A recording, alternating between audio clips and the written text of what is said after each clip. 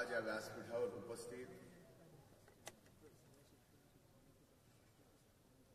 आपल्या राज्याचे महामहिम राज्यपाल आदरणीय सी.पी. राधाकृष्ण सर, राज्याचे उपमुख्यमंत्री आदरणीय दादा, कृषी विभागाच्या सचिव माननीय जयश्री भोज, कृषी विभागाचे आयुक्त माननीय बिनवडेजी, विधिमंडळातील माझे सहकारी विक्रमजी काळे साहेब, इथं उपस्थित मोतेजी आणि आजच्या या कृषी भूषणाच्या कार्यक्रमाला ज्या आपल्या सर्वांना गौरवण्यात येत आहे ते या संबंध महाराष्ट्रातील माझ्या शेतकरी भगिनीनो, भावानो आणि इथं उपस्थित पत्रकार मित्रांनो, राज्यात उल्लेखनीय कार्य करणाऱ्या शेतकरी व्यक्ती, संस्था तसेच अधिकारी कर्मचारी यांना देण्यात येणारा कृषी पुरस्कार वितरणाचा हा कार्यक्रम महामहिम राज्यपाल महोदयांच्या, माननीय उपमुख्यमंत्री दादांच्या, कृषी विभागाचे सचिव, कृषी आयुक्त आणि आपल्या सर्वांच्या साक्षीने या ठिकाणी होतो. आजच्या कार्यक्रमास राज्याचे माननीय मुख्यमंत्री आणि माननीय दुसरे उपमुख्यमंत्री उपस्थित राहणार होते, पण काही तांत्रिक कारणामुळे ते या कार्यक्रमाला उपस्थित राहू शकले नाहीत. पण त्यांनी मनापासून आपल्या सर्वांना गौरवल्या गेल्याबद्दल शुभेच्छा व्यक्त केलेल्या आहेत. या कार्यक्रमास उपस्थित माननीय राज्यपाल महोदय यांनी कृषी क्षेत्रासाठी उल्लेखनीय काम केलेल्या, भारतात सर्वदूर सिंचन पोहोचावे यासाठी भारतात नद्याजोड प्रकल्प राबवण्यासाठी आज इथं बसलेल्या महामहिम राज्यपाल महोदयांनी फार मोठी नदीजोड यात्रा या ठिकाणी काढलेली, हे मी कधीही विसरू शकत नाही. आज आपल्या सर्वांनाही सांगणं माझं कर्तव्य आहे. देशातील कोणत्याही उद्योगात उद्योजक तंत्रज्ञान वापरून उद्योग व्यवसाय करीत असतो, पण शेतकरी हा असा एक व्यावसायिक आहे की त्याच्या व्यवसायातील संशोधन तो स्वतःच या ठिकाणी करत आलेला आहे. हजारो वर्षापूर्वी जेव्हा शेतीची सुरुवात झाली तेव्हाच माणूस रानटी अवस्थेतून बाहेर येऊन आधुनिक जीवन जगू लागला. हजारो वर्षापासून शेतकऱ्यांनी आपल्या व्यवसायामध्येच संशोधन करून समाजात सुबत्ता आणलेली आहे. त्यामुळे शेती हा आधुनिक समाजाचा पाया रचणारा व्यवसाय आहे. आणि या पवित्र दृष्टीने आम्ही शेती आणि शेतकऱ्यांकडे आज पाहतो आहे. जुलै 2023 मध्ये ज्यावेळेस कृषी मंत्री पदाचा कार्यभार दादा मी स्वीकारला, मला सांगायला या ठिकाणी आपल्या सर्वांच्या साक्षीने आनंद होतो की 2020, 21 आणि 22 या 3 वर्षाचे पुरस्कार, तेही कृषी भूषण पुरस्कार वितरण करणे प्रलंबित आहे. त्यानंतर आम्ही विभागाला सांगितलं की मिशन मोडवर या सर्व प्रस्तावाची छाननी करा आणि या प्रस्तावाची छाननी करून जे काही नियमाने अति उत्कृष्ट काम करणारे शेतकरी आणि शेतीमधले उद्योजक आहेत त्या सर्वांना या ठिकाणी 3ही वर्षाचे पुरस्कार घोषित करा आणि काही करून 1 वर्षाच्या आत माझ्या या कृषी भूषण शेतकऱ्याला पुरस्कार दिला गेला पाहिजे. आज ती वेळ आलेली आहे.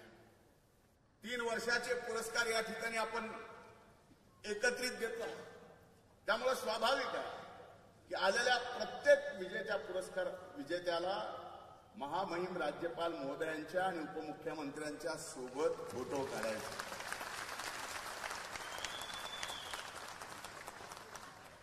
आणि मी त्यांना शब्द दिलाय, ऑनरेबल गव्हर्नर सर, शेवटी माझ्या दृष्टीनं या शेतकऱ्याचा सन्मान आणि त्या सन्मानातून त्यांना जो आनंद मिळतोय तेच माझा सर्वतोपरी आनंद आहे, कारण त्यांच्या आनंदात माझा आनंद.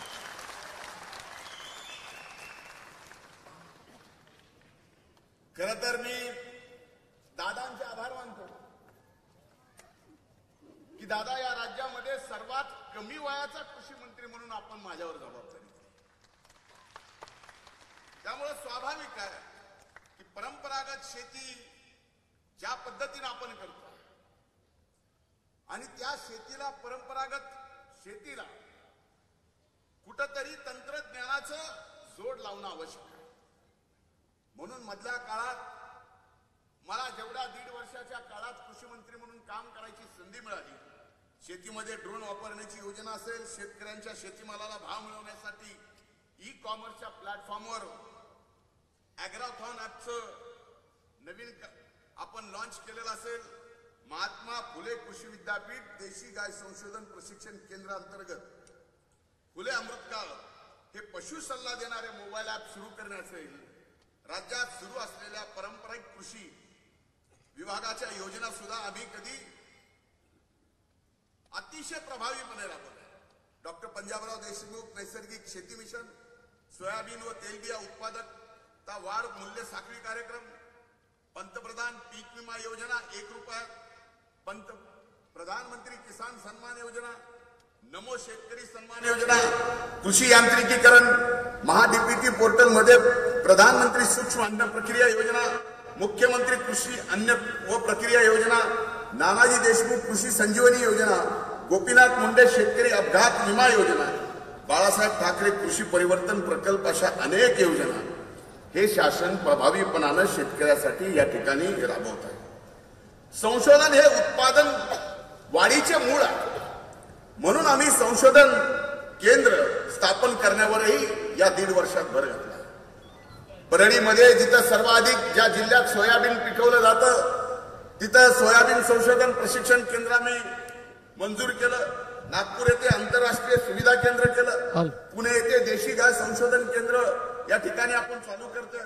अमरावती जिल्ह्यात चांदूरबाग येथे सिट्रस रिसर्च आपण चालू केली आहे.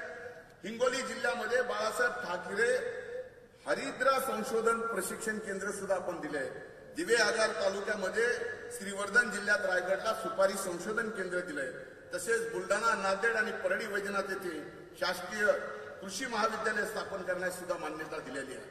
माननीय मुख्यमंत्री एकनाथजी शिंदे साहेब, माननीय उपमुख्यमंत्री देवेंद्रजी फडणवीस साहेब, माननीय उपमुख्यमंत्री अजितदादा पवार साहेब यांच्या नेतृत्वाखालील सरकारने अलीकडेच शेतकऱ्यांच्या हिताचे निर्णय सुद्धा फार मोठ्या प्रमाणात घेतले. शेतकऱ्यांना मोफत वीज असं आपल्या शेतकऱ्याला पटत नाही. शेतकऱ्यांना सांगावं लागतं की मागचं बिल भरायचं नाही आणि 7.5 HP पुढचं बिल पुन्हा कधी तुम्हाला येणारच नाही अशी योजना आदरणीय दादांनी. सोयाबीन व कापूस उत्पादक शेतकऱ्यांना प्रति हेक्टरी 5,000 रुपयाचं अनुदान. दादा आपण आपल्या भाषणामध्ये याबाबत निर्णय घ्यावा. सोयाबीन हमी भाव केंद्र या ठिकाणी चालू करणं. 19 लाख मेट्रिक टन सोयाबीन खरेदी करायची परवानगी राज्य सरकारला या ठिकाणी नाफेड आणि एजन्सीकडनं मिळालेली आहे. खाद्यतेल, सोया मिल्क, सोया केक इत्यादी उत्पादनावर आयात शुल्क लावून सोयाबीन उत्पादन शेतकऱ्याला या ठिकाणी नक्कीच आपण मदत करतोय. कांद्यावरील निर्यात मूल्य वाढवलं. नॅनो खताच्या वापरास या ठिकाणी प्रोत्साहन दिले. वरील सर्व निर्णयाच्यामुळे महाराष्ट्रात अन्नधान्य उत्पादनामध्ये लक्षणीय वाढ झाली आहे आणि राज्यात दरवर्षी सरासरी 142.68 लाख मेट्रिक टन अन्नधान्याचे उत्पादन होते. 23-24 मध्ये ते 3.39% वाढ झालेली आहे. हे अभिमानाने या ठिकाणी शेतकऱ्यांचा मंत्री म्हणून मला सांगायला वाटतं. या कामामुळे आज तुम्हाला जसा उत्कृष्ट कार्याबद्दल पुरस्कार मिळत आहे तसा आपल्या शासनाला सुद्धा काही संस्थांनी पुरस्कार दिले. पहिला पुरस्कार दिला दिल्लीत की ऍग्रिकल्चर टुडे नावाच्या समूहानं महाराष्ट्राचे सर्वात उत्कृष्ट कृषी राज्य म्हणून या ठिकाणी देशातलं सर्वात चांगलं कृषी राज्य म्हणून महाराष्ट्राची निवड या ठिकाणी केली. हा आपल्या सगळ्यांचा अभिमान आहे.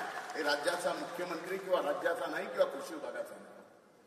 दुसरा अभिमानाची गोष्ट आहे की कृषी क्षेत्रातील योगदानाबद्दल वर्ल्ड ऍग्रिकल्चर फोरम शेती मंच हे जागतिक पुरस्काराने सुद्धा आपल्या या राज्याला दुसऱ्या क्रमांकाचं पारितोषिक या ठिकाणी दिलेलं आहे की आपलं राज्य कृषी क्षेत्रामध्ये जगात दुसऱ्या पातळीवरती आहे. खरं सांगायचं झालं तर आज सर्व पुरस्कार करताना आपली इच्छा महामहिम राज्यपाल महोदयांच्या शिवास्ते आपल्याला पुरस्कार घ्यायचा आहे. त्यामुळं जवळजवळ 448 पुरस्कार आपल्याला द्यायचे. म्हणजे ही परिस्थिती आता अशी झाली आहे की प्रत्येकाला एक एक पुरस्कार द्यायचा आणि वेळ तर कमी आहे. म्हणजे एखाद्या T20च्या मॅच मध्ये बॉल जास्त असावेत, बॉल कमी असावेत आणि रन मात्र जास्त काढायची परिस्थिती समोर ज्यावेळेस येत असेल त्या दबावात जे 2 बॅट्समन असतील त्या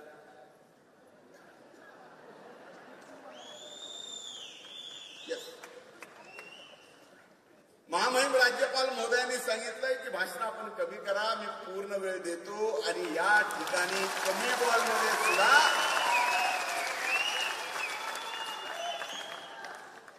चांगल्या रन काढून हा कृषी भूषणाचा मेडल सुद्धा आपण सर्वजण मिळून जाऊ.